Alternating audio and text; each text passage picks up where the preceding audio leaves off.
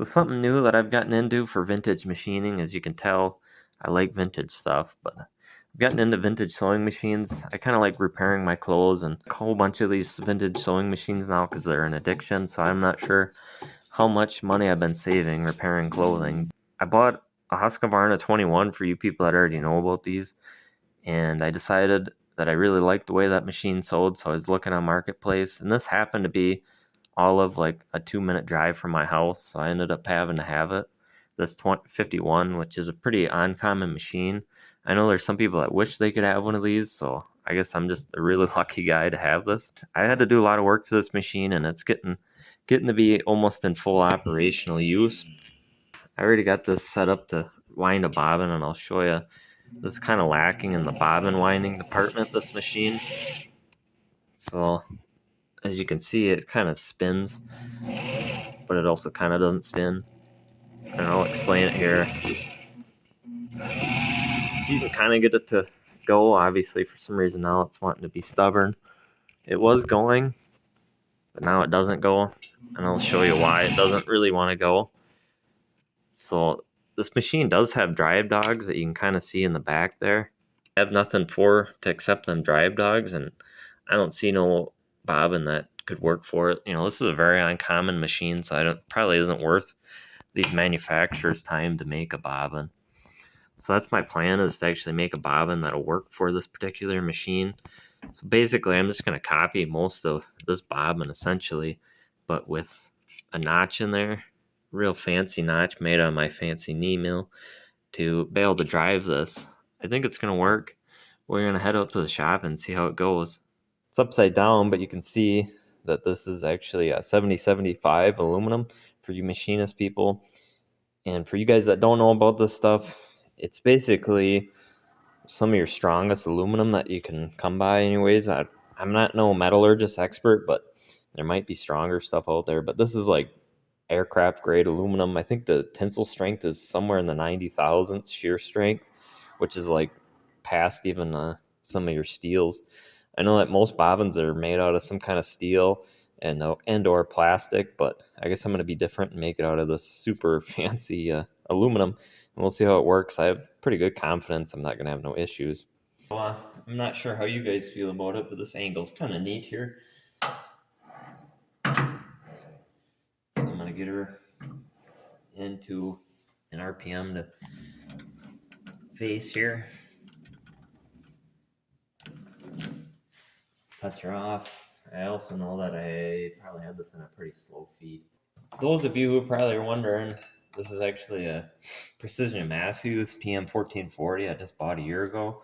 I might do a little bit of a video on it later in this year if I get some interest in it. Let me know, I guess, in the comments if you want to hear my opinion on it. But anyways, let's do a quick little facing.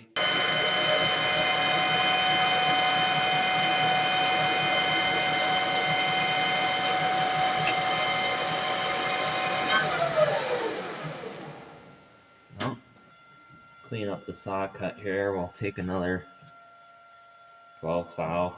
This is what the old DR was.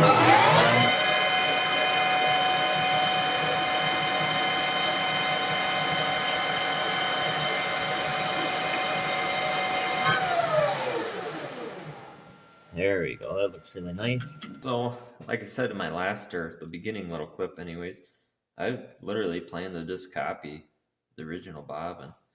So the outside diameter I don't think is extremely critical, so I'm just going to caliper it. Actually, I don't think that this is too critical of a part really in terms of tolerances. Anyways, that's 830, 833, 833, 834. I guess it would help if I touch off this.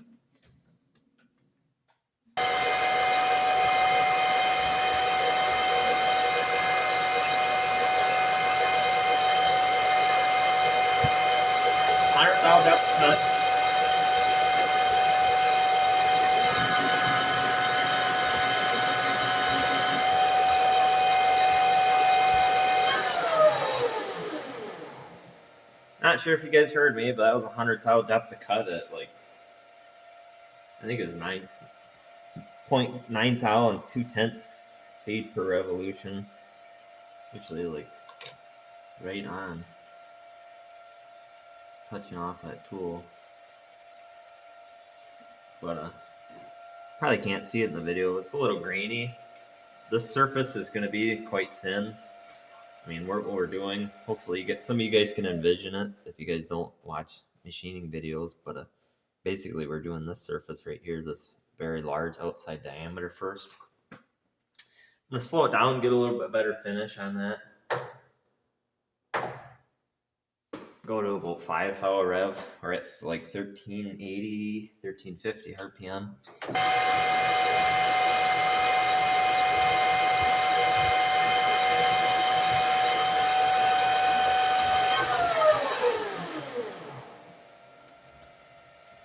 I like going slow. I don't like having that slower feed because then you get that stringy chips as you've seen, which is kind of dangerous. But I don't know, it seems like there's only so much one guy can do about it. I'm going to re-zero that out. Like I said, I think that this won't be very critical at all. I'm going to go right to finish size here.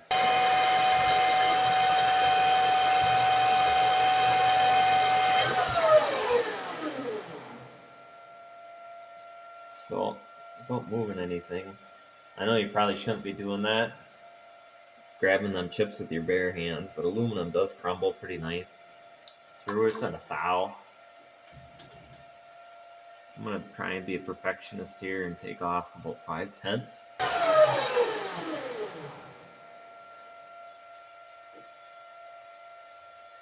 Yeah, it's like right on within about 5/10 of that actual bobbin. So that's a pretty quick and easy little piece.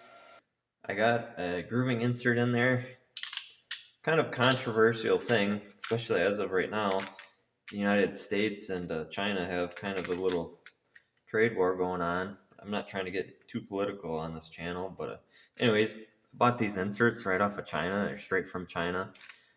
They're MN 300Ms. They're supposedly for aluminum.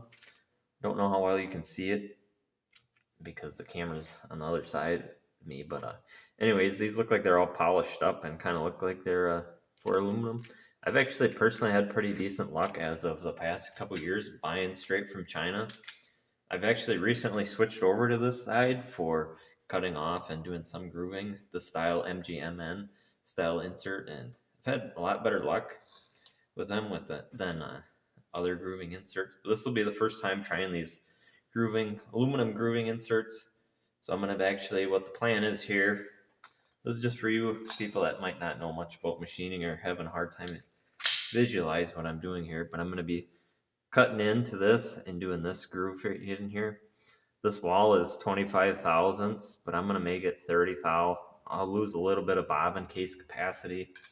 I don't know, I plan to only really use this machine for my personal use. So it's 300 thousandths or just a little bit over a 1/4 inch, or I'll be closer to 5/16 width.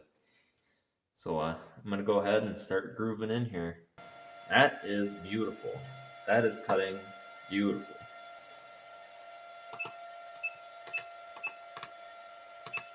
One thing I do need to self-teach myself or learn how to do is like set tool diameters or set tool numbers. That way I don't have to re-zero out the diameter all the time. So this whole running a camera while you're making a project, while you're making something that you've never made before is kind of a little bit of a challenge for me. I mean, it's really not that hard, but something to get used to. But anyways, I've been taking some cuts here. This is actually going so good, I actually have a little bit more confidence on how well this is going to go. This is basically just getting roughed out right now. I know that you guys probably don't have the world's best close-up to it, but I'll get you a close-up shot once it's like, you know, this is finished, this little operation, but we're kind of just grooving it out. I don't have the inside diameter finished yet. We'll finish that here once I get the whole width grooved out.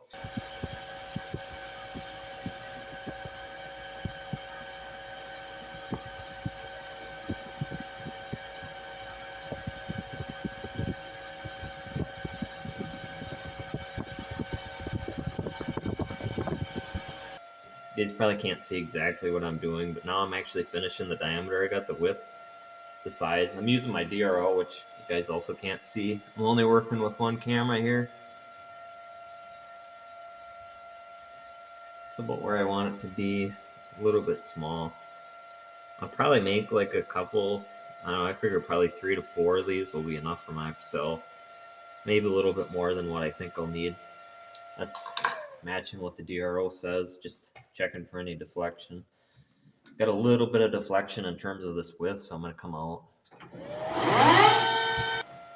So, yeah, my confidence in the way this project's going to turn out is getting better as we go along here.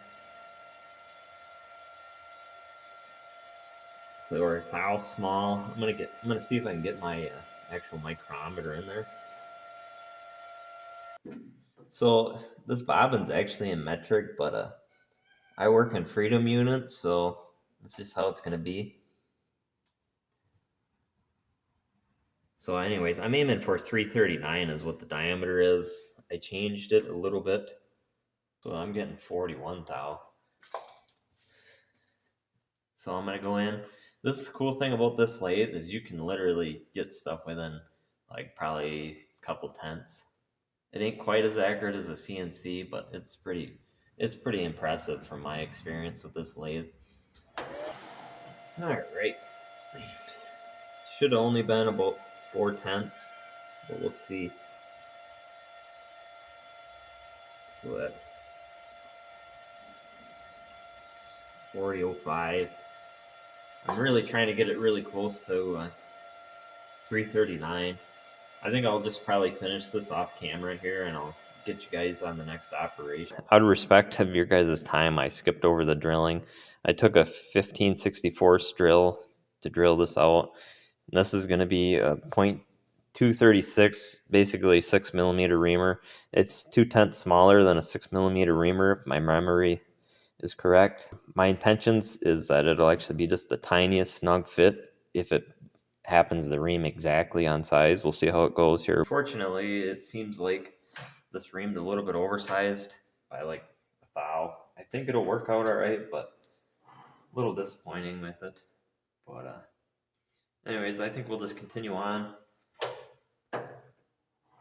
And we're gonna part her off to length, and then I might go back and see how well this fits before we do my little operation on the mill.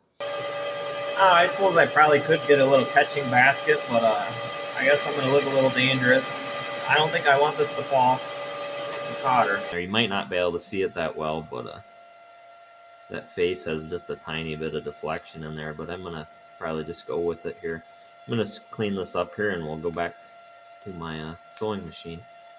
So this is a finished bobbin, and I'm pretty impressed with myself. Normally I struggle. But yeah, I did do some hand deburring. I didn't do any like deburring on the machine. And there really isn't that much for burrs. We'll see how it goes. But this is the side that I face with the one tool, and this is the parting off side. You can't really, I don't think I'll be able to chuck this up. You almost might be able to chuck this up on the lathe, but it would be a bit of a challenge, and I'm scared to crush that. So I think my plan is here is this is going to be the back side of it, and I'm going to try and finish that off on my mill. But I'm personally pretty impressed with myself. It fits really nice. This inside bore went a little bit bigger than the reamer. It like actually went and reamed like a thou bigger than it should have, so that's not good, but this is just for myself, and I'm actually, the fit on it's really nice. I'm actually trying to wiggle it right now, and I mean, it's really not wiggling. Obviously, you're going to probably have the same exact results for the bobbin winding, so we'll go on to the next operation out on the mill.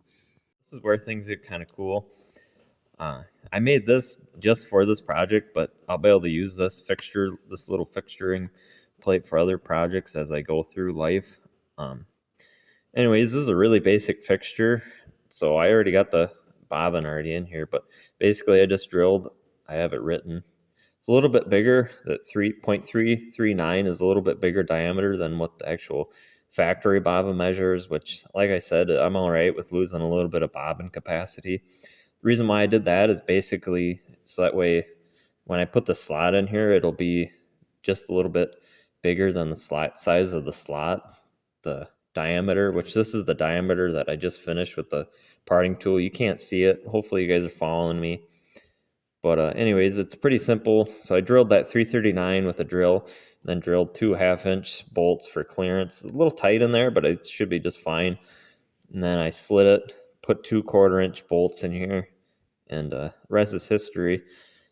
Pretty simple little system, not high speed, but I only plan to be doing like a 6 of these bobbins. But anyways, I'm going to face this little ring here that we got from facing, and we'll see how that goes. I probably won't show that on camera, but so I decided to do this little operation off camera.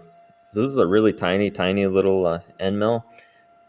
This is the end mill that I bought off of eBay. I've used their 1/8-inch end mills from this guy before. Yeah, worked pretty good. I decided not to do that on camera because I ran it at a really high speed. But you can see I put a little notch in there. I know there's kind of some weird shadows going on. I kind of bumped over and actually just plunged in with the end mill to make a through hole to help start your bobbin. Give her the old college try here back on the sewing machine.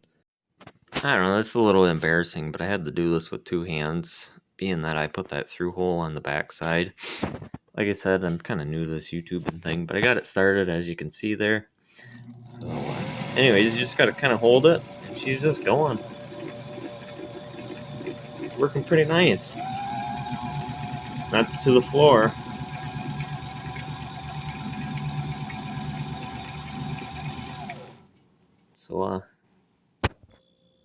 So some of you guys might be thinking, well, that's kind of cool. You made a bobbin that does actually wind. Like I said, I kind of want to put this through hole on the other side, so that way it might be a little easier to wind the bobbin. But we got her to wind, and it worked pretty decent. So anyways, it fits real nice in the bobbin case, like basically flush. We'll see if it works. I haven't tried it yet, but we'll do a little test stitch. I got the bobbin through. I'm using the same thread for the top thread as the bobbin thread. Chunk of flannel here. I kind of threw this together. This machine still is a little bit tight, but it sews. Like I said, I think it honestly sat in the bottom of in a basement or something for some time. So we'll give her a try here. Sewing with one hand. Sounds all right.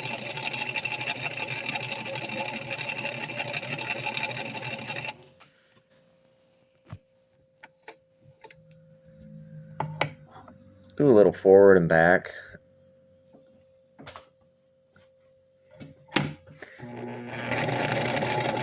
It's kind of interesting, sewing with one hand.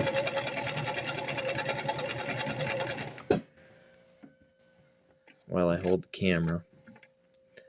But it's looking pretty decent. We'll do one more, and then I'll try and give you guys a close-up of the stitch so you sewing experts can pick me apart. This thing's sewing pretty nice. So I don't know, I think that's a pretty good preliminary test, or whatever the fancy word is here. So yeah, that's the top stitch there. I guess the red on blue is alright, not the best, but I got a lot of extra string. That's from where we started. I'm honestly quite impressed with myself. So there we have it. I would say I successfully made a bobbin. I went ahead and did a little production run and made 3 more of them. I didn't want to bore you guys. I don't know how well I can show it on camera, but they didn't turn out perfect. You can't really see it. But maybe you can see it on that one. But the wall thickness didn't turn out perfect. But this is for me. It's only 5 thou thicker on like this one on the left side. I don't think that's going to matter that much for myself. For manual machining equipment, it's pretty alright. I think it's due to, I mean, the DRO is reading decent, but I think I actually was getting some deflection from my grooving tool, which is alright, I guess. I mean, it's just for myself. All it needs to do is function. I mean, this is one of those things that sits inside the machine, so, I mean, it really doesn't need to look fancy. I mean, I guess you do want your parts to be nice looking and whatnot. I did on the non-notch side, I went and poked a little hole on it this side. I think that'll make it a little bit easier to wind the bobbin, being that it's on this side of the machine. And also, I did get that through hole, the reamer to ream on size, so this fits like just beautifully. I don't know if you can really tell the difference on camera, but it's like just like the best. I mean, you can't ask for anything better than that. I ended up using a little bit smaller drill, and it worked better. Made the reamer do a little bit more work, and that seemed to do the trick. And you can kind of see, but this is the side that I parted off with, and I ended up just taking some 400 grit sandpaper and just kind of sanded it. I don't know if it looks the best, but like I said, this does just sit inside the machine, so I mean, I guess I don't really need to make an extremely ornamental part. I did get a little bit of a breakthrough that you can kind of see, and hopefully it doesn't affect it, but that's also why I only made 3 bobbins, just in case I end up making some tolerance changes or dimensional changes. But anyways, I really appreciate all you guys that stuck around this long to this end of the video, and hopefully I'll have some more vintage sewing machine stuff as I see fit. But anyways, thanks for watching, guys, and I'll see you in the next video.